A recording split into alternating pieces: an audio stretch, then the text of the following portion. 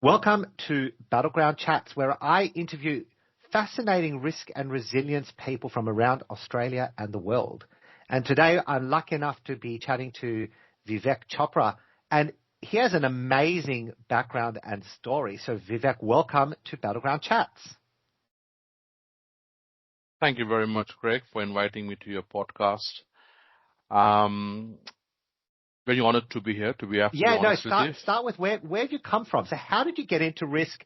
How did you end up where you are? You have an amazing background. You do a lot of things in lecturing in uni, on boards, head of risk and compliance for aged care.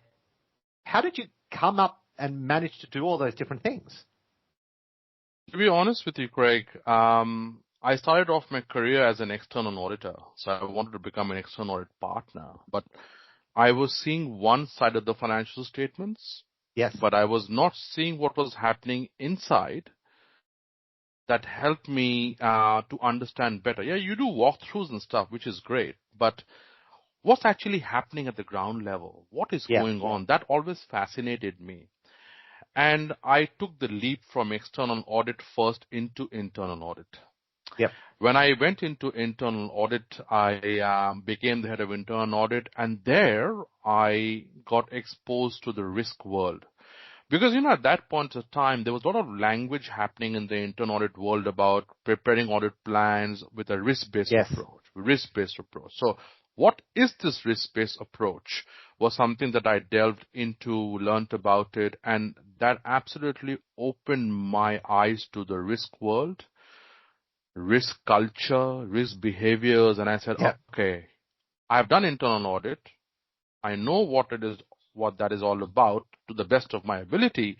Yeah. Let's take the leap now into the risk world and kind of see what happens in the risk world and align that to internal audit, to compliance, to quality, to assurance. And so for those who want to make that jump, was that a jump via a career move, via educational update and enhancement? How did you make that jump from an auditor to risk? It was a combination of couple of things. Yes, definitely a bit of educational move where you enhance your experience and your skills by education, but also was a personal choice that I wanted to make that transition. So I kind of combined it with my personal choice, with education, but most importantly, I got the support of my superiors and my mentors inside the organization. Because at the end of the day, I always believe that if you want to make a transition from internal audit to risk, you have to show people that you're a storyteller. Because that storytelling that you do gives you the ammunition to be heard and to move forward. All right? You can be the best internal auditor on this planet, but if you can't tell a story, you can't make the transition. I'll give you an example here. Yes, great. I'm a board member. I'm a chair of a board. I sit on audit and risk committees. Okay? Yep. It's all due to, I have learned over the years, as an external auditor, signing off or asking my partner to sign a report, to an internal audit report or to a risk register, whatever, you have to become a storyteller. And that storytelling then takes you forward, gives you the seat at the C-suite, helps you to ask some of the questions that you need to ask. And that's how you move forward in your career into various platforms. Three things I have always kept in the back of my mind that I have changed from asking the why to what might be. So from why? From why to what did this happen? Why this happened? Why did this happen to what might be? I've also explain that. What do you mean by that's quite an interesting change? Because a lot of people talk about the 5 whys and ask why, ask why, ask why. I'm a big fan of the 5 why, but I find that asking the 5 whys makes management a bit irritated also. Yeah, I hear that. Okay, makes management very, very, they get irritated, and they sometimes don't come to the party with your storytelling. What might be? What might happen? What will be the consequence? What is the bigger picture is the question. If you ask management, they come to the party. It's just softening the tone a bit. I have learned that over the years to ask them, what might happen if this happens? What might be the consequence of this? What might be the cause of this? What will we do if something happens? So you're involving them in the question. Rather, if you ask why all the time, they go, oh, this is getting too boring now. The second thing that I've always learned is to communicate with management very, very collaboratively. Yep.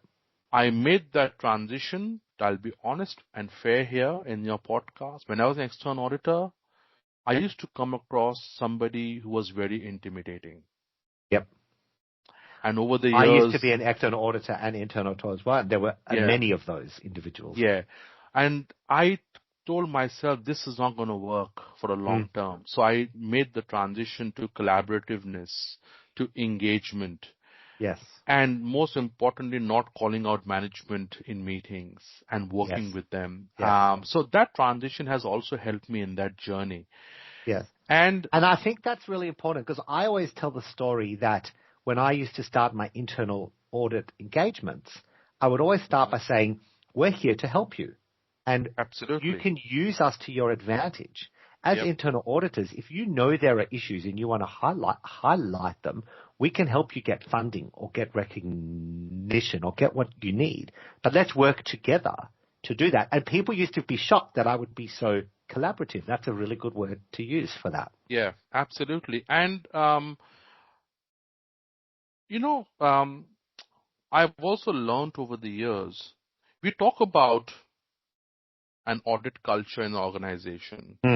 We talk about risk culture of the organization. We talk about, assurance culture in an organization, and they say culture eats strategy for breakfast or whatever. Yes. But I am a firm believer that it is the behavior that contributes to the culture. Yes. And the behavior can be influenced by relationship and camaraderie. Yep. And that is not built in one day. That is built over the years. As a chief risk officer or head of risk and compliance, when you're dealing with your first line management, as an head of internal audit, when you're dealing with management, as a board member, when you're dealing with your senior executive, as an audit risk committee member, when you're dealing with management, that is built over the years where you build the behavior in an organization that contributes to the culture of the organization. Because the worst thing you can do sitting as head of risk or whatever, head of risk or CRO, is you will not get the buy-in from management in terms of what do you want to do. And that is the space I wanted to get to, because that has helped me from thinking from micro to the macro. So now I think about strategic planning. I'm doing about project management. I'm thinking about, as what people say, AI, how AI is going to impact the organization. So it has opened my brain to various perspectives rather than just thinking, okay, if I'm doing an internal audit today, this is the topic that I'm concentrating on, I'm doing that. But as a risk person, if you're doing something today, looking at a risk of an organization, you're looking at various likelihoods, various causes, various controls, various mitigating actions, and then you're collaboratively engaging with management to assess the risk and doing the risk assessment. So my journey, I might say, has been exciting, has been a lot of road bumps. I will not say everything is lovey and dovey. There has been lots of road bumps, but those road bumps have taught me personally to be resilient. Yeah, that's very important. Personally to be resilient, those road bumps, and they have also taught me to cherish success that you get in your risk journey. You must cherish those successes and build on those successes. But if you are hit with a curveball and sometimes you have climbed up 10 steps and you come down 2 steps, take that as a learning and start to climb again.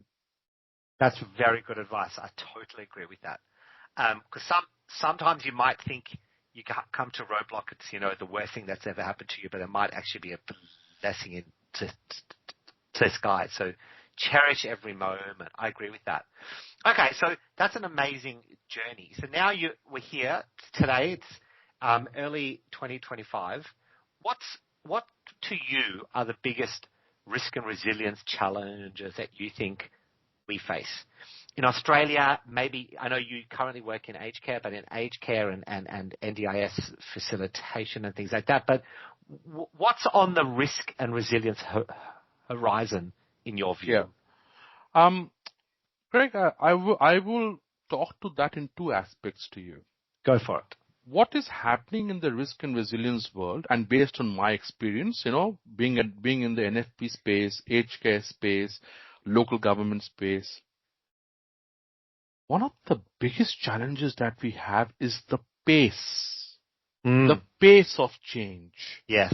The pace of change based on technological risk, geopolitical risk, climate risk, environmental risk, economic risk. Keeping up with that pace of change is really, really a challenge. Yep. Now, to combine that, to keep up with that pace, okay? Now, we are humans, right? Yep. To keep up with that pace, what I am seeing is that it is creating risk and resilience fatigue. Oh, that's a very interesting word. I've never heard that used together. Okay. What does that mean? What does that mean? I knew you would ask me that. It's creating fatigue. Because and can I just play out this scenario to you? I'll just play out the scenario, and it'll help for the listeners to understand where I'm coming from. 1 year ago, the organization may have developed the best BCP. Yep. With the best RTOs and RPOs, complemented with the best emergency management plans. Now, you talk about DeepSeek. Yep. Now you're talking about AI changes and the pace of change in the technological world. Your RTOs and RPOs that you did 1 year ago may be completely ineffective. Right. So now you have to collaborate with management and say, hey, guys, we need to look at these RTOs and RPOs and emergency management plans, because we believe that some of this may be a bit outdated given what's happening in the aged care scenario or in a particular sector. Now, management has invested a lot of time in doing that. You're going to bring them back to the table again. That might create fatigue because they have other things to do also. Yep. But at the end of the day, resilience is important, because if something happens, we may not be prepared. Another element is that,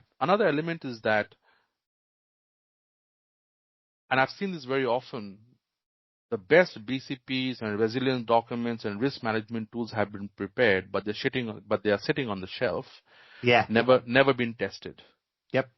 Because the culture of the organization is such that I have done the document. It is the best document on this planet, and it's sitting on the stuff, and I'm compliant. No, that is not being compliant. Yeah. You got to test it. Now, testing of that document, bringing everyone to one room, creating a scenario, you do it once. But once you put that into the plan again for the next year and the year after that, and if you don't have the people on the journey, it will create fatigue. Yeah. That is where I like to say it's like going to the gym. You've got to become fit. Absolutely. Right? You've got to build it into your muscle memory. Yeah. And I do think there's a balancing act, because there's not enough and there's too much. You have to find something in the middle. So, for example, their policy says that they must update their BIA every 6 months. Mm-hmm. Now, I would argue that's probably too much, right? Annually, or when something changes, is probably better wording. If you force them to do it every 6 months, they will get risk and resilience fatigue. I think that's a great way of putting it. Yeah. Another element that I am seeing is that, and there are also various positives also in terms of what's happening in the risk and resilience world, is that board members and advisory committee members like the Audit and Risk Committee or FRAC or whoever, they have turned on their maturity and they're asking more transparent questions regarding the risk and resilience. So what they are doing is that they are monitoring the risk and assurance team, and also management in terms of what are we doing in this space. So they want more information. But also, I have also observed and seen that the manner in which risk assessments were being done 5 years ago, even 3 years ago regarding risk and resilience, that has completely changed. Models have transformed. That has completely changed. Gone are the days, what are the causes? Yeah, my risk management matrix is this, and that is, I think in a couple of years' time, the matrix is going to go out of the window. Oh, wow. Okay. It's going to go out of the window because this is just my own personal feeling. A matrix is best to be on the document to show likelihood and consequences, right? But Craig, I want to ask my listeners, within 30 seconds of a risk assessment, their gut can tell them if the risk is high, medium, or low. Yes. Yep. So why are we using a matrix? We know what the risk is, right? People in the room are talking, okay, this is a high risk to us because what might be? This might happen. What might be? That might happen. The fact you're even talking about it. You're talking about it's a risk. So what is a risk matrix adding for us? Yeah, is it giving us? It's a reporting tool.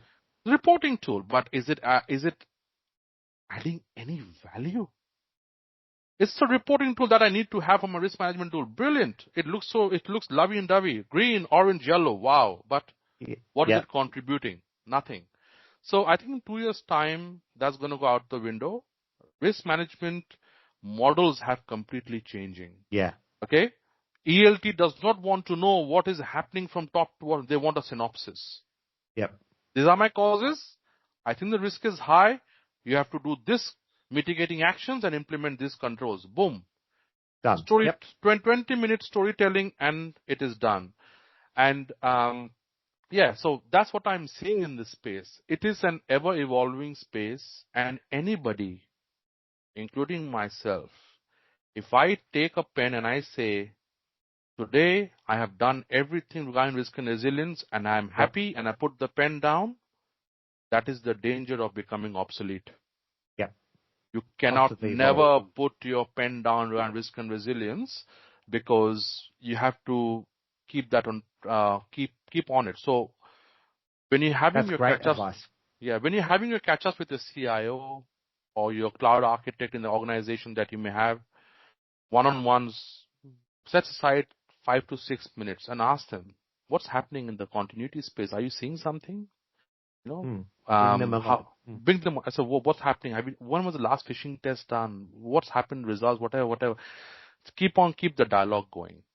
I can talk. I love that. I love that. More. No, that is a perfect place to end. Thank you so much for your time, Vivek. Our listeners will find it fascinating, and we really appreciate you being on Battleground Chats. Thank you so much, Greg, for having me. Thank you.